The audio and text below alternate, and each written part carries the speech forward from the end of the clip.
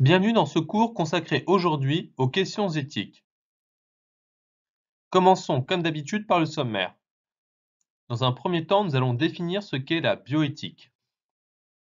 Dans un deuxième temps, nous allons parler de la recherche génétique.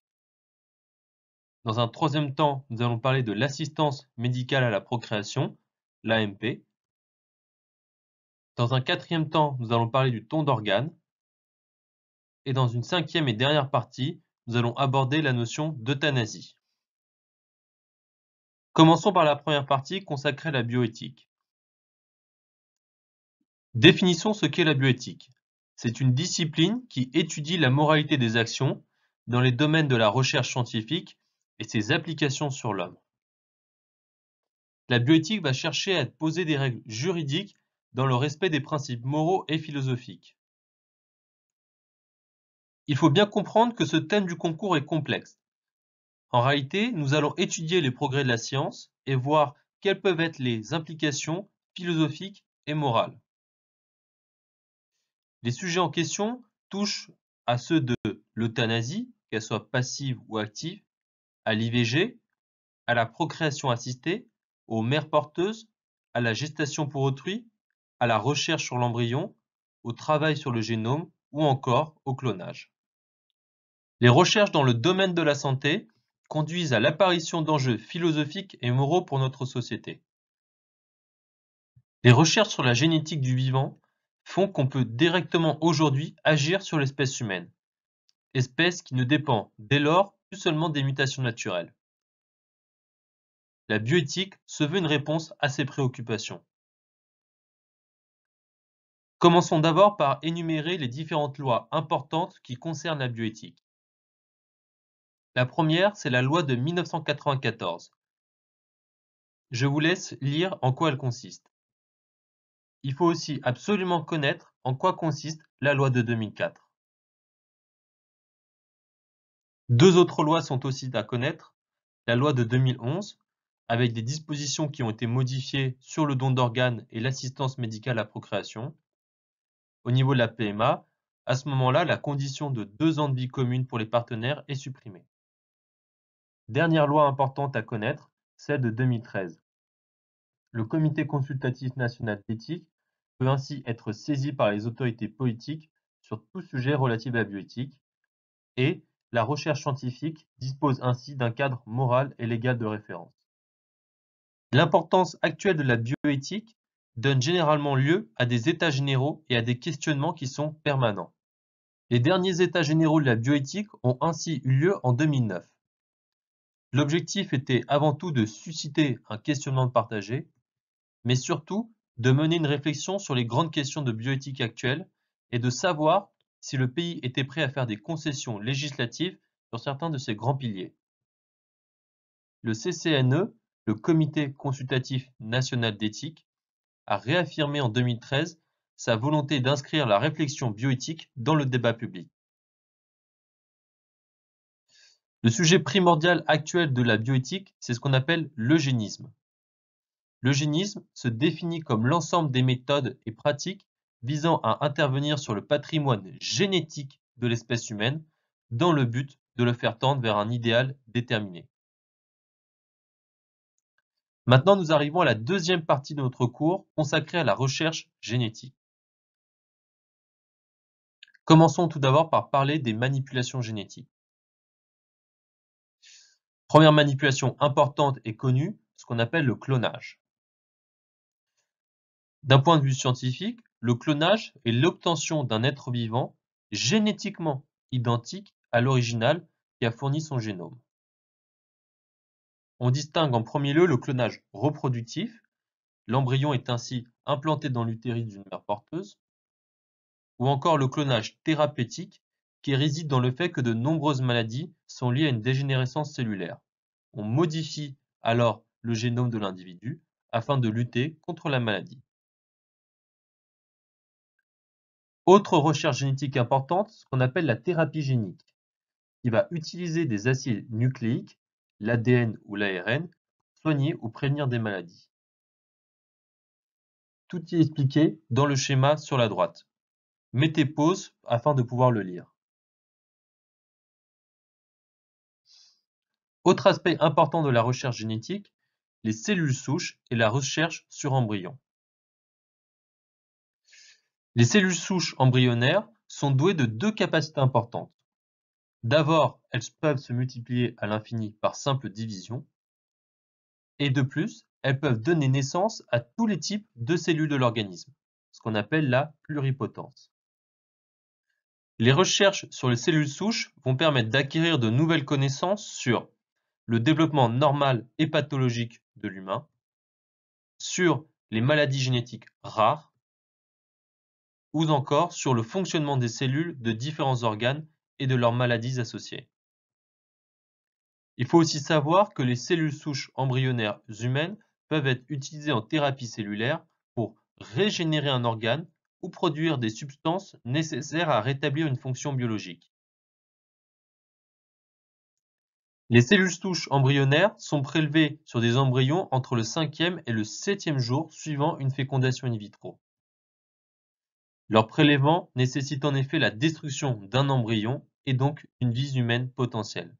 C'est là où intervient la bioéthique. Le Parlement français a définitivement adopté le mardi 16 juillet 2013, par un vote des députés, le texte qui autorise la recherche sur l'embryon et les cellules souches, soutenu par le gouvernement de Jean-Marc Ayrault. Maintenant, nous arrivons à la troisième partie de notre cours, qui est consacrée à l'assistance médicale à la procréation, qu'on appelle l'AMP. Il faut savoir qu'en France, 30 000 couples chaque année se rendent dans un centre de procréation médicale assistée. Aujourd'hui, seuls les couples hétérosexuels, chez lesquels une infertilité a été reconnue par un professionnel de santé, peuvent avoir recours à l'AMP en France. Il existe différentes méthodes de procréation assistée.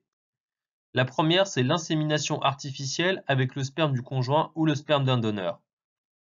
La deuxième, c'est la fécondation in vitro et le transfert d'embryons. La troisième, c'est la fécondation in vitro avec diagnostic préimplantatoire, ce qu'on appelle la DPI. L'intérêt de cette technique est de pouvoir réaliser un diagnostic génétique sur un embryon, obtenu par fécondation in vitro, avant qu'il ne soit porté par la femme. Dernière technique, le don d'embryon. Il est utile pour un couple stérile ou à risque de transmission de maladies génétiques qui peut alors demander de recevoir un embryon congelé issu d'un autre couple. Nous arrivons maintenant à la quatrième partie de notre cours consacrée au don d'organes. Il y a deux dates à retenir concernant le don d'organes. La première, c'est 1967. Monsieur Barnard, en Afrique du Sud, va greffer le premier cœur humain. La seconde, c'est 1994, avec la création de l'Établissement français des greffes. Le don d'organes en France repose sur trois principes: la gratuité, l'anonymat et le bénévolat. Que dit la loi au sujet du don d'organes? Ce qu'il faut absolument savoir, c'est que depuis le 1er janvier 2017, chaque Français est devenu donneur par défaut. Ainsi, le principal moyen de s'opposer au prélèvement de ces organes et de ces tissus après la mort est de s'inscrire sur le registre national des refus. Vous pouvez aussi communiquer oralement votre opposition à vos proches qui devront en attester auprès de l'équipe médicale. Enfin, le refus peut désormais être partiel et ne concerner que certains organes ou tissus. Il y a une règle principale qui est relative au don d'organes. Tout sujet en état de mort encéphalique, malgré tous les efforts des médecins pour le sauver, doit être ainsi considéré comme un donneur potentiel. Que peut-on donner? On peut donner son sang, que ce soit dans sa totalité ou certaines parties. On peut donner sa moelle osseuse ou encore ses organes. Il faut aussi bien comprendre que le don peut aussi se faire de son vivant, comme nous allons le voir dans la diapositive suivante avec la moelle osseuse. La moelle osseuse est très importante car elle va permettre la fabrication des cellules souches, comme vous l'avez vu auparavant. Vous pouvez aussi faire par ailleurs un don de gamètes, c'est-à-dire soit de spermatozoïdes, soit d'ovules. Vous pouvez faire aussi un don de sang placentaire. Parlons un peu de l'avenir. Quelles seront les nouvelles greffes possibles? Citons-en deux. L'autogreffe, qui est une greffe dans laquelle le greffon provient du sujet lui-même. Parlons aussi de la xénogreffe, qui est une greffe pratiquée entre deux organismes d'espèces différentes. Nous arrivons désormais à la cinquième partie, qui est cette fois-ci consacrée à l'euthanasie. De manière générale, l'euthanasie se définit comme l'acte qui consiste à donner la mort à un malade afin d'abréger ses souffrances. On distingue l'euthanasie active, qui résulte d'un geste qui cause la mort d'autrui, de l'euthanasie passive, qui résulte d'une abstention du médecin conduisant inévitablement à la mort du patient. On distingue aussi le suicide euthanasique, qui concerne les situations dans lesquelles le médecin ou l'entourage du patient le laisse mettre fin à ses jours sans intervenir. La législation française sur l'euthanasie repose sur une loi essentielle, la loi Leonetti. Il faut savoir qu'en France, l'euthanasie est interdite et pénalement, elle est assimilée à un homicide. La loi du 22 avril 2005 est cependant venue aménager le droit de ces malades.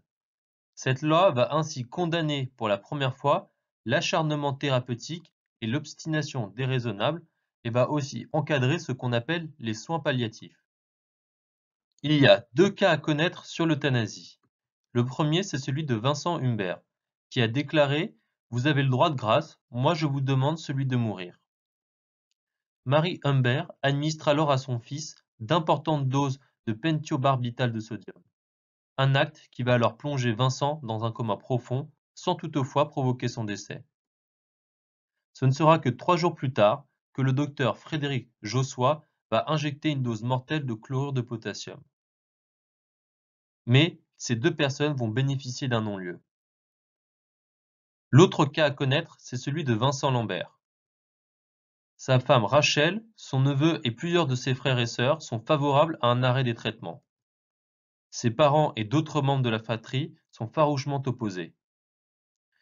Aujourd'hui, Vincent Lambert est toujours hospitalisé au CHU de Reims. Il faut savoir aussi que la législation sur l'euthanasie est différente dans certains pays limitrophes à la France. Ainsi, en Belgique, la loi du 28 mai 2002 relative à l'euthanasie régit cet acte. L'euthanasie est reconnue comme un droit pour chaque malade à poser ses choix en termes de vie et de mort pour autant qu'il s'y trouve dans les conditions édictées par la loi. Les Pays-Bas sont le premier pays au monde à avoir légalisé l'euthanasie avec la Belgique en 2001. L'euthanasie est strictement interdite en Suisse, mais elle propose une autre voie qui est le suicide assisté. Le code pénal suisse autorise l'assistance au suicide à condition que celle-ci ne soit pas motivée par un mobile égoïste. C'est la fin de notre cours consacré aux questions éthiques dans le domaine de la santé. Comme toujours, si vous avez des remarques ou des suggestions, n'hésitez pas à nous les transmettre. À bientôt sur Prep Academy.